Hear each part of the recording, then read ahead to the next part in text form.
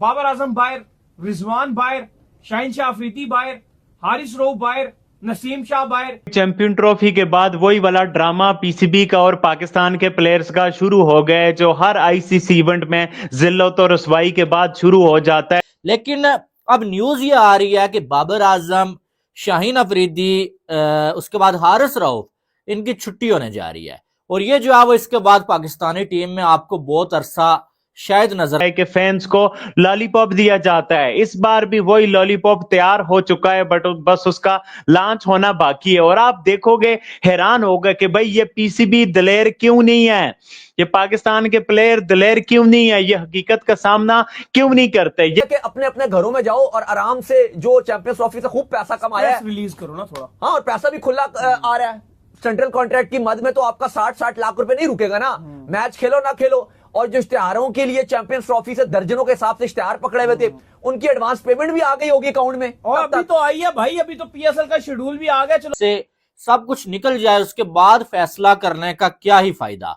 अब champions trophy में आप जलील हो चुके हैं और होस्ट होने के नाते आपको जो है यहाँ पर कम से कम सेमीफाइनल खेलना चाहिए था, लेकिन सारी टीमें खेल रही हैं, आप बाहर बैठ के देख रहे हैं। अपने आप को आईने में क्यों नहीं देखते, ये एक दूसरे को सच बात क्यों नहीं बोल सकते, क्यों ये जिन लोगों को बता नहीं सकते कि तुम वनडे के प्लेयर नहीं हो, तुम टी20 के नहीं हो, तुम टेस्ट के नहीं हो, तुम अच्छे कप्तान नहीं हो, तुम अच्छे बॉलर नहीं हो, पता नहीं क्या मसला है। और आप नया लॉलीपॉप सुनोगे जो तैयार हुआ है, वो बहुत ही अनफॉर्चुनेट चीज है। उससे आपको एहसास हो जाएगा कि पाकिस्तान क्रिकेट को आइंदा आने वाले दिनों में कोई अच्छी डायरेक्शन में नहीं जा रही। तो वो कि फैसला ये कर लिया गया कि जितने ये सीनियर खिलाड़ी हैं इनको ड्रॉप कर दिया जाएगा, जिनका नाम मैंने अभी मेंशन किया है, हारिस रऊफ, नसीम शाह, आपके शाहीन शाह अफरीदी, बाबर आजम, रिजवान। इवन ये भी कहा जा रहा है नया कप्तान अनाउंस किया जाएगा।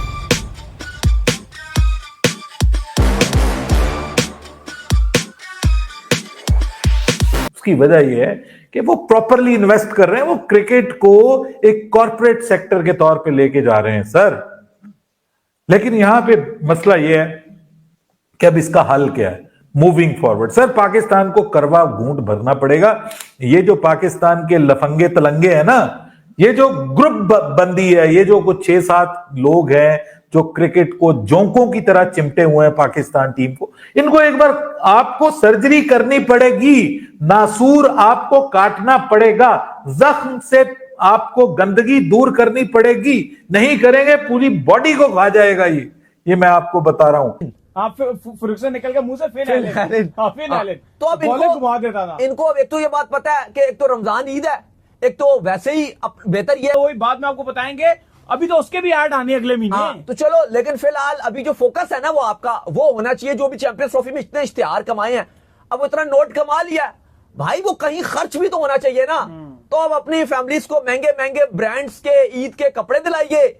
जो आपके नारायण कागन जाएंगे, हाँ, तो नारायण कागन और नारायण कागन और कश्मीर वगैरह के टूर कीजिए, एंजॉयमेंट, और बाकी जो है वो बाहर कहीं निकल जाएंगे, आराम से जो है वो घूमे फिरेंगे। एक तो दो बातें हैं, एक तो उनको पता है कि पहले एक तो इस सीरीज में हार के तो और गालियां पड़ेंगी, वैसे ही आप ड्रॉप होने जा रहे हो, प्लस इनको एक और जो रिजवान के माइंड में एक चीज है कि वो भी कह रहे हैं जी हाँ मैं आराम लेना चाहता हूं, क्योंकि टूर भी मुश्किल है, क्योंकि उनको पता है कि इस सीरीज में वैसे ही हारना है या हारने के चांस ज्यादा रहेंगे, तो इसलिए इन्होंने अपने हाथ भी झाड़ लिया। लेकिन बड़ी खबर यह है कि ये अपने हाथ झाड़े या ना झाड़े, पीसीबी ने फैसला कर लिया, ड्रॉप करेंगे। जरा ये बता रहे हैं कि बाबर रिजवान को इस सीरीज में आराम करवाने का फैसला कर।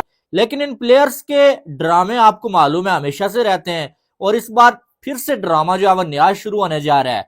वो ये है कि इन्हें जो है वो कहीं से मैसेज मिल गया बाबर आजम वगैरह को कि न्यूजीलैंड के अगेंस्ट टी20 सीरीज में आपको नहीं खिलाएंगे।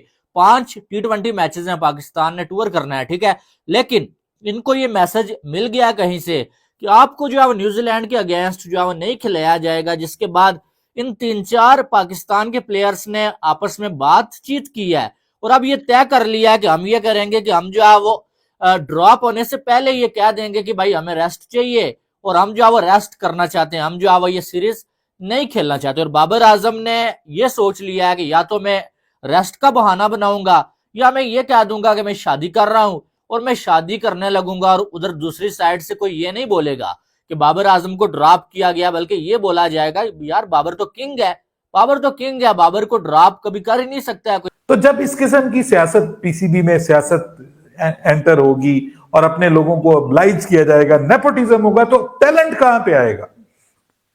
ये टैलेंट जो है वो अगर देखना है कि टैलेंट कैसे आता है तो आप ऑस्ट्रेलिया को देखो ना। ये भी प्लेयर ना होते तो सर आपके उनके पास इसके अलावा बहुत से प्लेयर्स थे जो यहां पे बड़ी बड़ी टीमों को टफ टाइम दे सकते हैं। यानी they have layers of talent. हमारे पास एक टैलेंटेड आ जाता है, हम वो कहते हैं ओए होए साइम अयूब चला गया, अब क्या होगा हमारे पास। हमको मालूम है कि बाबर आजम कुछ अरसा पहले टेस्ट की टीम से ड्रॉप हुए थे, ठीक है। ड्रॉप होने के बाद हमें लगा कि यार बाबर आजम जाएगा, डोमेस्टिक खेलेगा, रगड़ा खा के परफॉर्म करके वापस आएगा बाबर आजम, लेकिन ऐसा नहीं हुआ। कुछ ही दिनों के बाद बाबर आजम बगैर कहीं पे अपनी फॉर्म को साबित किए दोबारा से टीम का हिस्सा बन गया। सिर्फ उसकी वजह यह थी कि बाबर आजम को कुछ लोग किंग मानते हैं और बाबर आजम की वजह से लोग पाकिस्तान में कुछ मैच देखते हैं या स्टेडियम में आते हैं, तो इसकी वजह से बाबर आजम के नखरे टहरे, उसकी बुरी परफॉर्मेंस जो है वो मान ली गई और उसे जो है वो खबर चलवा दी है कि वो इस टूर पे रेस्ट लेने जा रहे हैं। तो भाई ये क्या हो रहा है और क्या कहानी चल रही है? और एक और रिजवान ने एक और चीज भी बनाना शुरू कर दी है सोशल मीडिया के थ्रू। वो क्या बयानियां बना रहे हैं वो भी आपको बता दूं। ये क्या कहानी है भाई? देखिए, मैंने पहले यह बात बोली थी कि ये एक तो या तो पीसीबी इनको ड्रॉप करेगा, अगर ड्रॉप नहीं करता तो ये आराम लेंगे। अब कुछ खिलाड़ियों को तो नजर आ गया कि भाई हम ड्रॉप होने जा रहे हैं, तो उन्होंने तो ये स्टार्ट कर दिया कि भाई हम आराम ले रहे हैं। लेकिन इसमें एक और जो इंपॉर्टेंट चीज है, ठीक है ये बाबर रिजवान, शाहीन, नसीम, रऊफ इनको बाहर किया जा रहा है, लेकिन मैं जो एक हफ्ते से पिट रहा था अली, वो ये पॉइंट था कि रमजान और ईद में ये आपकी जो सीरीज आ रही है वो रमजान और ईद में आ रही है, और रमजान और ईद में इनको भी पता है कि भाई ऑलरेडी बहुत जलील हो गए हैं। एक तो मुश्किल दौर है वो न्यूजीलैंड का, पिछली बार भी जब शाहीन गए थे तो सिर्फ आखिरी मैच जीते थे। फ्रिक्शन बॉलें घुमाता था शाहीन और हारिस। हर टैलेंट दूसरे टैलेंट से बेहतर है, ठीक है। जस्ट लाइक इंडिया, आप देखें अभी आप ये पूरी की पूरी टीम जो है इंडिया की, आप कहें जी खुदा ना खास्ता ये आउट हो जाती है, तो उनके पास भी पीछे पूरी लेयर है। एटलीस्ट उतनी लेयर्स नहीं भी हैं, लेकिन फिर भी they have proper couple of good layers of talent. आप उनके यंगस्टर्स को भी उठा के खड़ा कर देंगे ना, नई टीम भी बना देंगे, तो वो जनाब मैच जीत जाएंगे। पाकिस्तान टीम के हवाले से उस्मान मैं ये कहूंगा कि पाकिस्तान टीम के एक भाई ने कहा कि सारी टीम को खत्म हो जाना चाहिए। सर पाकिस्तान के गवर्नर हैं कराची सिंध के, वो कामरान टिसोरी, उन्होंने कहा कि 1 साल के लिए बैन कर देना चाहिए क्रिकेट को पाकिस्तान में से। अगर इसी तरह की क्रिकेट आपने खेलनी है, ये हमारे सरकारी लोग कह रहे हैं। और पाकिस्तान के राना सनाउल्लाह साहब वो कहते हैं कि यहां पे लोग पैसा बनाने के लिए चेयरमैन बनते हैं, दिहाड़ियां लगाने के लिए पीसीबी में जाते हैं, क्योंकि इतना पैसा है कि पीसीबी में वो चाहते हैं कि हम दिहाड़ियां लगा लें। तो जब इस किस्म की सियासत पीसीबी में सियासत एंटर होगी और अपने लोगों को ऑब्लाइज किया जाएगा, नेपोटिज्म होगा, तो टैलेंट कहां पे आएगा? ये टैलेंट जो है वो अगर देखना है कि टैलेंट कैसे आता है तो आप ऑस्ट्रेलिया को देखो ना। ये भी प्लेयर ना होते तो सर आपके उनके पास इसके अलावा बहुत से प्लेयर्स थे जो यहां पे बड़ी बड़ी टीमों को टफ टाइम दे सकते हैं। यानी they have layers of talent. हमारे पास एक टैलेंटेड आ जाता है, हम वो कहते हैं ओए होए साइम अयूब चला गया।